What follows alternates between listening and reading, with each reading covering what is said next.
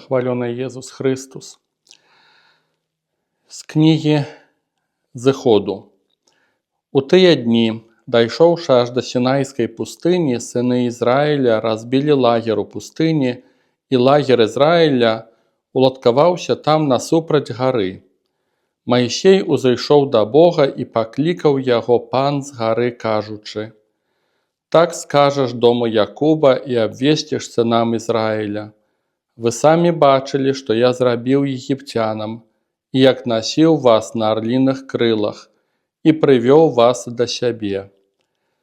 Цяпер, калі будзеце слухацца голасу майго і захоўваць запавет мой, то станеце маёй уласнасцю сярод усіх народаў, бо мая ўся зямля, і вы будзеце для мяне валадарствам святароў і народам святым». Сёння хачу з вамі разважаць не евангельскі тэкст, а менавіта з першага чытання. І адразу скажу, што тэма будзе непростая. Па-першае, тэалагічная. Мы не прывыкшыя да такіх тэалагічных тэкстаў, багаслоўскіх. Нам хочацца нешта такое даволі простае, жыцейскае, часам бытавое. Таму адразу вас прашу, настаўцеся. Тэма, думаю, важная, вельмі важная. Я ёй загружаюся ўжо такіх 2 дні, даволі сур'ёзна. Чытаю, прабую даследаваць. І насколькі змагу, спрабую ёй падзяліцца. Першае, што цікава, што гэты тэкст мы пачулі. Некаторыя з вас ужо чулі на святой імшы, будучы на літургіі. І я буду здзіўлены, калі нехта пачуў тут нешта важнае ў гэтым тэксце. Ці хаця бы здзівіўся нейкай фразе. І гэта толькі паказвае, што святое пісанне цяжка ўспрымаецца на слых. Асабліва, калі мы яго не даследуем, не завісаем над святым пісаннем, не капаемся, не задаём пытанняў сур'ёзных, тады на слых увогуле цяжка ўспрымаецца. І гэта толькі паказвае, насколькі важна самому даследаваць святое пісанне. Ясна, што адказаў мы многіх не знойдзем, і будзе нават больш пытанняў, чым адказаў. Гэта зразумела. Але важна, каб хаця б гэтае пытанне умець самому сабе паставіць. Нават гэта ўжо важна. Проста праслухаць на слых, это рэальна, часценька это ўсё міма. Это такія ўводзіны. І, як я думаю, што напэўна вы з гэтага чытання не пачулі, гэта тое, што тут гучыць тэма, што ізраільскі народ ёсць святарствам Бога. Не асобна ўзятыя людзі, а ўвесь народ як супольнасць, яны ёсць, калі можна сказаць, святарствам, альбо нават некаторыя багасловы пішуць народ-святар.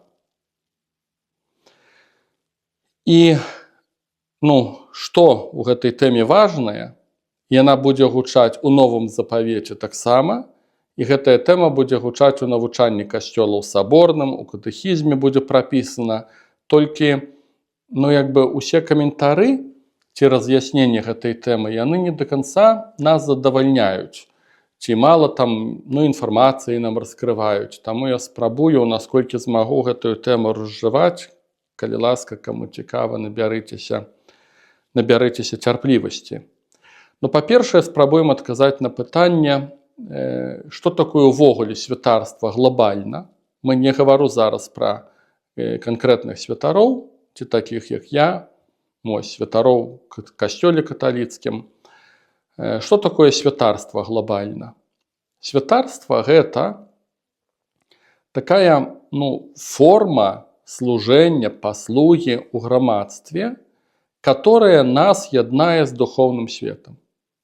Характэрная рыса для святарства ў любой рэлігіі – гэта выконваць ролю пасрэдніка паміж людзьмі і паміж Богам. Пасрэднік, который показывае нам духоўны свет, который звязвае нас з духоўным светом, открывае нейкую праўду. Пасрэднік, который пакланяецца Богу, складае ахвяру, Вот это вот хіба што асноўная рыса святарства, характэрная для ўсіх рэлігій. Гэта некаторыя кажуць служыцель культа, гэта неправільна, бо гэта будзе толькі адзін з элементаў. Святарства уключае ў сябе пакланенне Богу, як служыцель культа, але таксама святары ў многіх рэлігіях аб'яўляюць нейкія жаданні Бога. Па-рознаму там людзі ўспрымаюць. Бога па-свойму там нейку успрымаюць. І вось гэта хіба што фундаментальная рыса святарства. Гэта значыцца культ, і гэта аб'яўленне нейкіх праўдаў Божых, волі Бога. Для Ізраіля святарства яно спаўняе яшчэ адну ролю, важную для ізраільскага народа. Гэта святар павінен паказаць слова Бога. Не проста пакланяцца Богу, не проста перадаваць ад Бога нейкія інфармацыі, а павінен паказаць і навучыць гэтаму слову. У Ізраілі было тры асноўныя такія групы, на которых трымалася ўсё грамадства ізраільскае. Гэта будуць цары, ад нейкага моманту яны з'явяцца. Пакуль цароў не было, гэта будуць лідары ці патрыярхі плямёнаў, каленаў Ізраіля, суддзі будуць, гэта нейкія вось такія грамадскія лідары, назовём это цары. Другая група – гэта святары, трэцяя група – гэта прарокі. Калі ў многіх рэлігіях святары яны спаўнялі і прарочую ролю, канешне, мы кажам, што это і лжэпрарокі, там як нейкія там магі ў Егіпце, напрыклад. Але ўсё адно яны як бы прабуюць аб'явіць жаданне Бога.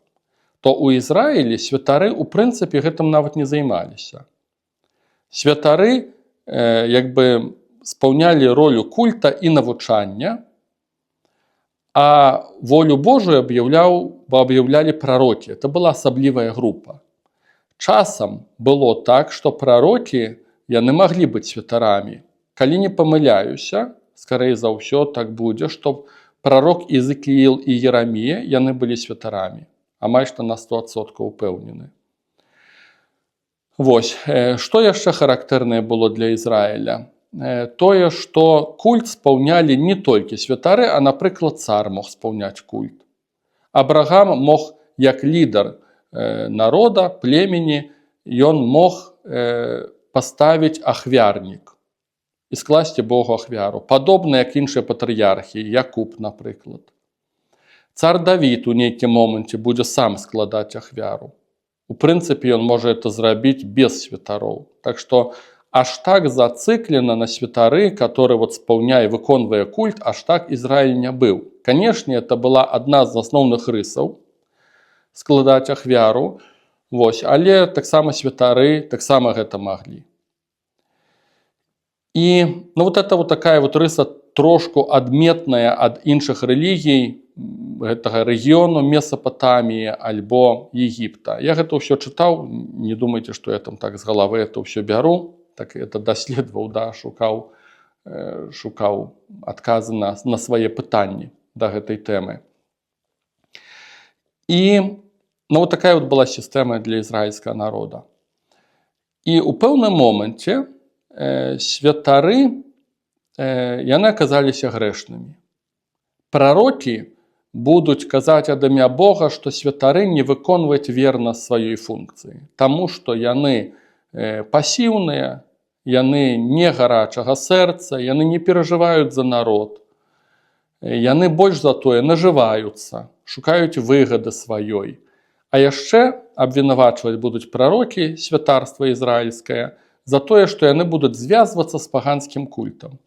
І па-свойму это таксама зразумела, таму што калі ты як святар зацыклены толькі на кульце, то проста табе спадабаўся гэты культ, ён нейкі лепшы, цікавейшы, больш адметны. Як часам людзі кажуць, там лепшая музыка, там арганы, там цікавей неяк моляцца. І так святары таксама. Яны вяліся на гэтыя культы паганскія. І ў пэўным моманце Бог праз прарокаў будзе абвінавачваць святароў, што святары неадпаведныя. Цікава заўважце, што ў часы Хрыста мы бачым, што Христос мае канфлікты з кім? З фарысеямі, з садукеямі, прадстаўнікамі Ірада. І рэдка дзе з'яўляюцца ўвогуле прадстаўнікі святарства. Канешне, можа, некаторыя думаюць, што там это ўсё адно, але не, это ж, канешне, абсалютна розныя групы. І чаму Христос не спрачаецца са святарамі, можна сказаць, як выключэнне, там адбываюцца канфлікты, таму што святары занятыя, ў прынцыпе, выключна толькі культам. І вось гэты перыяд такі трагічны, калі святарства сталася па-свойму грэшным у Ізраілі, яно перастала аказваць уплыў на народ. І што цікава, народ не разгубіўся па этой прычыне. З-за таго, што святары не аказвалі аж такога ўплыву, як некалі там, як раней. Прыйшоў перыяд, калі дзяржава ізраільская была знішчаная, караля ўжо не было. Вось это вот роля, такія тры сталпы, я казаў, да, вот на чым трымаецца грамадства ізраільскае. Гэта царская ўлада, святарская і прарочая. І вось першы столб ён пахіснуўся. Дзяржавы няма, цара няма. Святары ненадзейны момант, да, таму што яны ўжо грэшныя. Прарокі, прыйшоў такі момант, калі прарокі замоўклі, і яны ўжо не прарочаць, прарокаў не сталася. І ў выніку тое, на чым будавалася ўся дзяржава ізраільская, ўсё грамадства рэлігійнае, гэтыя тры сталпы, яны перасталі функцыянаваць. Цікава, што это катастрофа, ўсё это капут усяму? Для Ізраіля не. З аднаго боку катастрофа, з іншага боку народ жыве далей. Чаму? Таму што яны маюць свядомасць таго, што яны, як народ, ёсць святаром. Яны не згубілі Бога па той прычыне, што іхныя тры асноўныя элементы, яны былі знішчаныя ці добра параненыя. І ў часы Хрыста Христос спрачаецца з садукеямі і фарысеямі. Гэта звычайныя групы светскіх людзей, которые даследуюць Пісанне, которые ўсё адно вядуць жыццё духоўнае, так як яны яго разумеюць. Да, это ворагі Христовыя. Але это просто паказвае, што народ жыве. Ён прабуе жыць гэтым словам. Да, яны праблемныя. Але бачым, што не зацыкленыя яны на святарстве, і толькі на кульце не зацыкленыя яны. Яны маюць свядомасць, што яны маюць удзел у гэтым прызванні быць народам-святаром. Вось эту ролю пасрэдніцтва Ізраіль спаўняе, канешне, для іншых народаў. Гэта для іх ён з'яўляецца пасрэднікам, который паказвае Бога жывога. Вось эту ролю пасрэдніцтва Ізраіль будзе спаўняць для сваіх дзяцей. Таму ў Пісанні напісана, што бацька павінен быць гатовы сыну свайму расказаць пра Пасху, пра Бога, пра святы. Это не заданне было святара. Это не заданне лідараў было, это заданне бацькі было. І вось цікава, з таго, што я чытаў, і так выглядае, што ўсё-такі свядомасць іхная, як народа выбранага, народа пасвечанага, народа асаблівага, гэта свядомасць давала ім таксама перакананне ў тым, што яны спаўняюць святарскую ролю. Цікавы ёсць эпізод, напрыклад, канфлікта у Старым Запавеце, у Торы Маісея напісана, калі проціў Маісея падняўся бунт. І людзі, за гэта іх пакараў Бог, і людзі, яны прыйшлі і сказалі, там, прадстаўнікі, лідары нейкія, яны сказалі Маісею і Аарону: а хто вы увогуле такія? Мы усе, як народ Божы, мы выбраныя. Чаму мы павінны вас слухацца? За гэта Бог іх пакараў. Але цікава, за што пакараў? За тое, што яны бунт паднялі, за тое, што яны не прынялі лідарства Маісея, а Маісей адназначна быў выбраны, падобна як Аарон, назначаны на сваё месца Богам. І яны праявілі бунт і непаслухмянасць, за гэта Бог іх пакараў, але ўвогуле ход іхнай думкі, што мы ўсе выбраныя. Гэта нармальны ход. Яны мелі свядомасць, што яны спаўняюць вось этую вот ролю выбранства. І ў тэкстах Старога Запавету шмат ёсць такіх урыўкаў, которые паказваюць, што Бог кажа, што я свой народ асвячаю і аддзяляю на тую справу, якую прызначыў для вас. Зрэшты, нават сёння крыху гэты матыў гучыць. Станеце маёй уласнасцю сярод усіх народаў, бо моя зямля, і вы будете для мяне валадарствам святаром і народам святым. Святым значыць не безгрэшным. Святым значыць аддзеленым. Моя уласнасць, которая аддзеленая для гэтага задання. І вось гэта, я спадзяюся, што вы яшчэ там не стаміліся ад этой усёй тэалогіі, але гэтая логіка на самой справе, яна шалёна важная. Я вот чаму двое сутак над гэтым усім так загружаюся? І чаму это такое важнае? Таму што Ізраіль не зацыклены толькі на кульце. Напрыклад, кумранская супольнасць, не ведаю, ці з вас нехта чуў, што это адны з самых вялікіх археалагічных раскопак. Там былі і знаходак, просто кашмарныя залежы старажытных рукапісаў, тэкстаў Святога Пісання. І вось гэтая кумранская супольнасць, яе многія лічылі сектай, таму што яны аддзяліліся і самі па сабе жылі. Дык вот цікава, што даследчыкі кажуць, што яны аддзяліліся ад храма, ад святыні, таму што яны бачылі, што там грахоўнае жыццё вядуць, яны не згаджаліся з гэтым. Яны хацелі жыць радыкальна, паводле вучэння Бога, але яны не былі залежныя ад этой афіцыйнай пазіцыі старажытнага Ізраіля. Многія кажуць, што Ян Хрысціцель, вялікая верагоднасць, што ён быў звязаны з кумранскай супольнасцю, скарэй за ўсё апостал Ян, а яшчэ вялікая верагоднасць, што нават Хрыстос нешта з імі таксама меў супольнае, з гэтай супольнасцю. І мяне вот сама логіка яна здзіўляе, што людзі, яны не былі залежныя толькі ад рытуалаў, ад культа. Яны разумелі, што адносіны з Богам это нешта большае. І святарства это нешта большее, это не просто культ. І так узнікаюць сінагогі. У сінагогах у Ізраілі это дамы малітвы. Яны прапаведваюць. Просто Христос настаўнікі былі, которые ходили, падобна як Христос, вандравалі, навучалі. Яны маглі прыйсці ў сінагогу, як зрабіў Христос, узяць Слово Божие, чытаць, каментаваць яго, навучаць. Для іх это было абсолютно нормально. І там не было культу у гэтай сінагозе. Яны ўспрымалі святарства намнога шырэй. І чаму этот момент важны? Можа яшчэ там пара тэкстаў. Пророк Ісая, 61 раздел, 6 верш. «Вы будете называться священниками Господа, служителями Бога нашего, будут именовать вас, будете пользоваться достоянием народов и славиться славою их». Пророк Исаия кажа про ўсіх людей. Вы будете называться священниками Бога.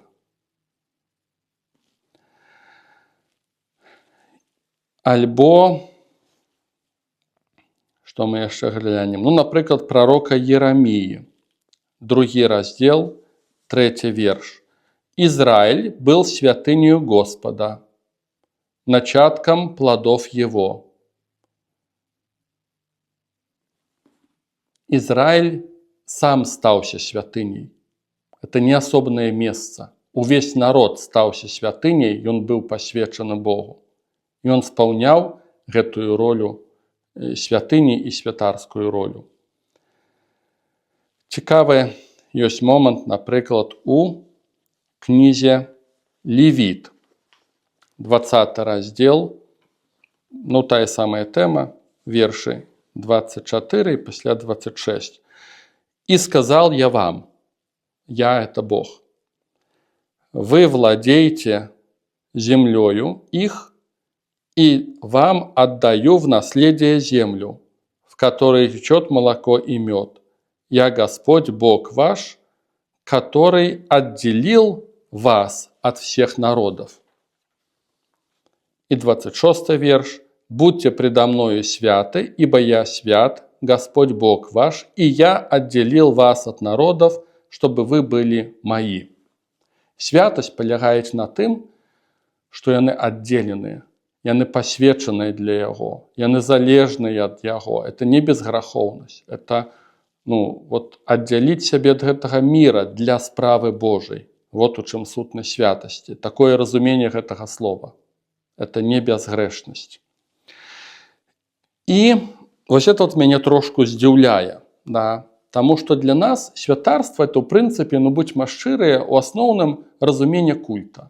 Канешне, мы разумеем, што святары навучаюць, што святары пастары, але гэта тыя, хто адпраўляе імшу, хто спаўняе святыя сакраменты, хто моліцца. Вот наша праблема зараз, да? Што ў нас вялікая разбежнасць паміж святарамі і ўсімі астатнімі. Многія веруючыя ў добрай волі, шануючы святароў, зрэшты так і павінна быць, да?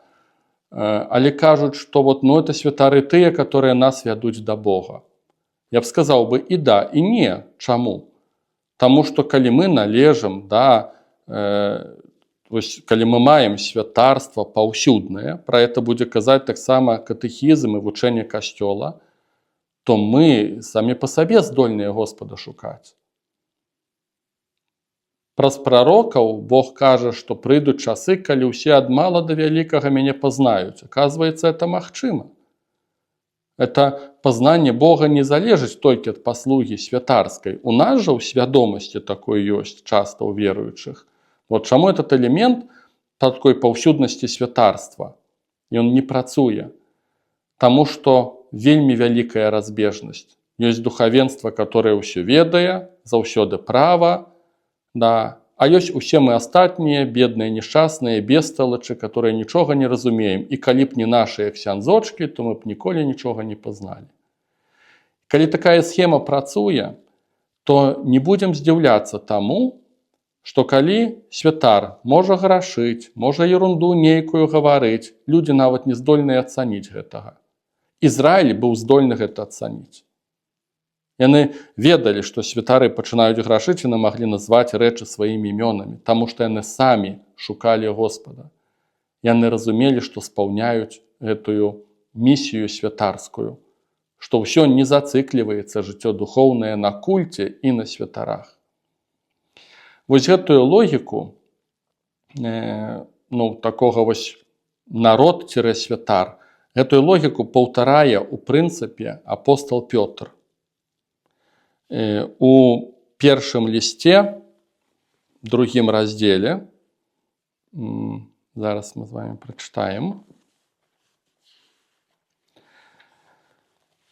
Это будзе першае пасланне Петра, другі раздзел, вершы 5 і 9.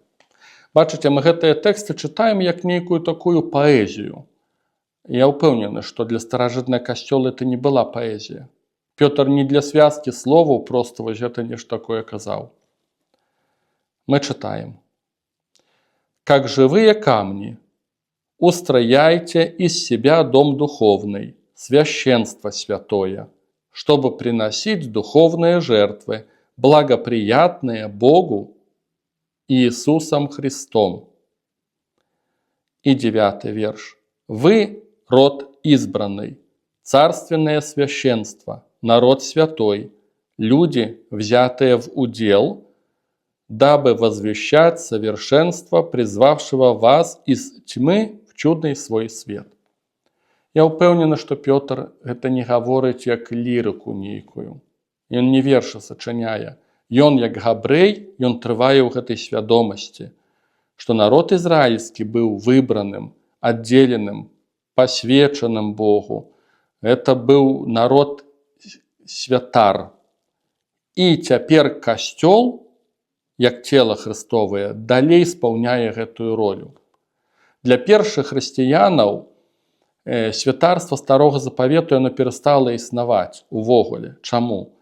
Таму што Христос для іх стаўся адзіным святаром. Пра гэта будзе казаць пасланне габрэяў і нават некалькі раздзелаў, што ён сваім святарствам адмяніў святарства старога запавету і стаў адзіным пасрэднікам, адзіным паміж Богам і зямлёю. Ён прабачэнне нашае за грахі, яго кроў служыць прабачэннем, ён ахвяра за грахі, ён у сабе змясціў усе гэтыя рысы святарскія. І мы, як ягоны народ, удзельнічаем у ягоным святарстве. Мы маем доступ праз Хрыста да Айца. Вот ён спаўняе гэтую ролю пасрэдніка. А мы спаўняем ролю пасрэдніка для іншых народаў. Пётр надалей працягвае гэтую логіку. І гэтая ж логіка будзе гучаць у апакаліпсе, я ўжо не буду цытаваць. Як мінімум там 3 ёсць тэксты, дзе паказана, што мы ўсе з'яўляемся родам святарскім. Тыя, которые прыналежым да Хрыста. І ў катэхізме гэтая тэма, яна непростая. Я спадзяюся, што вы хоць трошку зразумелі. У катэхізме гэтая тэма гучыць наступным чынам, больш-менш, што на моцы хросту, хрышчэння, мы ўдзельнічаем у святарскай, прарочай і царскай місіі Хрыста. Значыцца, праз хрост мы становімся святарамі усе. Вось гэта паўсюднае святарства. І згода, але ёсць свой нюанс. Цяпер пытанне, як мы разумеем хрост. Канешне, у большасці разумеюць хрост як проста абрад. Хрост, ён звязаны, не толькі з абрадам. Хрост, ён звязаны з заветам, саюзам з Хрыстом. Езус навучае апосталаў, кажа, ідзіце, навучайце ўсе народы, рабіце іх вучнямі і хрысціце. Нідзе не ідзе размова, проста асобна ўзяты хрост. Што пахрысціць і ўсё рашаецца. Нідзе пра такое не ідзе размова. Гэта ўсё адно, як машына, каб яна паехала, працавала, тут трэба, каб усё працавала комплексна. І мы, которые зацыклены ўсё-таки на кульце, на абрадах, на нейкіх, толькі на гэтым, мы, канешне, хапаемся толькі за нешта такое магічнае ў хросце. Калі не так разумець хрост, а менавіта, як паказвае Новы Завет яго, як апостол Пётр кажа, што хрост — это не абмыццё з бруду цялеснага, это абяцанне Богу добрага сумлення. Так гучыць у лісце апостола Петра ў Новым Завеце. І калі мы так разумеем хрост, да гэтага трэба дайсці. Гэта ты Бога пазнаеш, ты становішся яму верным, ты сябе пасвячаеш яму, у цябе завет з Богам праз кроў Хрыстовую. У цябе ўжо ёсць этот напрамак правага сумлення, і ў выніку усіх гэтых элементаў яшчэ дапаўняецца абрад хросту. Калі комплексна ўсё гэта працуе, тады становіцца зразумелая гэтая фраза катэхізма, што праз хрышчэнне мы ўдзельнічаем у паўсюдным святарстве. А калі усе эти элементы не працуюць, а проста асобна ўзяты абрад, я б сказаў бы, это ведаеце, як узяць чалавека з вуліцы, апрануць яго у гэтую вопратку маю чорную, ў сутану ці ў хабіт, і сказаць, ідзі адпраўляй літургію. А ён не з бухты-барахты, нічога не разумее. І што з таго, што яго апранулі і можа пасвяцілі ў святары? Што з таго? Калі гэта не працуе так. Так гэта не працуе. Трошку падсумоўваючы ўсе мае гэтыя разважанні, які для нас, можа нават і выхад, і што для нас важнае, які я высновы раблю. Жыццё духоўнае не абмяжоўваецца толькі культам. Цікава, паглядзіце нават, як мы рэагуем на тыя словы, которые браў з кнігі выхаду. Мы ж іх найчасцей нават не пачуем. Такія рэчы. Калі мы прыйдзем, напрыклад, за парадай і зададзім пытанне, допустим, тэарэтычна, зададзім пытанне, што я хачу ўдзельнічаць у гэтым паўсюдным святарстве. Такая глыбока тэалагічная просьба, багаслоўская. Што мне для гэтага зрабіць? І святар скажа, памаліся 10 раз Ойчэ наш, 5 раз Вітай Марыя, яшчэ там складзе ахвяру, схадзі на імшу. Мы сразу за гэта возьмемся, мы клюнем на гэта. Чаму? Таму што гэта культ. Гэта знешнія практыкі. Так намнога прасцей. Мы адразу клюем вот менавіта на такія парады. А Бог дае параду сёння іншую. Як удзельнічаць у паўсюдным святарстве. Калі будзеце слухацца голасу майго і захоўваць запавет мой, вы будзеце для мяне валадарствам святароў. Бачыце, это праграма ўвогуле, это нешта глобальнае, у гэта трэба акунацца, разбірацца, як слухаць голас Божы, як захоўваць запавет. Это нешта намнога большае, чым проста 10 раз адчытаць тую ці іншую малітву і схадзіць на імшу. Это нешта намнога большае. І таму я не здзіўляюся, што Ізраіль усё-такі, збіраючыся ў сваіх сінагогах, разбіраючы Слова Божае, капаючыся ў гэтым, дыскутуючы, яны ўсё-такі вось у гэтым святарстве паўсюдным, як народ, яны ўдзельнічалі, а мы не. Як правіла, чаму? Таму што ёсць святары, которые ўсё ведаюць, і ўсе астатнія бесталачы, которые жыць не могуць без святароў. І тады нічога дзіўнага, што вось гэтая логіка паўсюднага святарства, яна не працуе. Дай нам Гасподь мудрасці нейкай ва ўсім гэтым, хоць крыху разабрацца. Пахвалёны Езус Христос.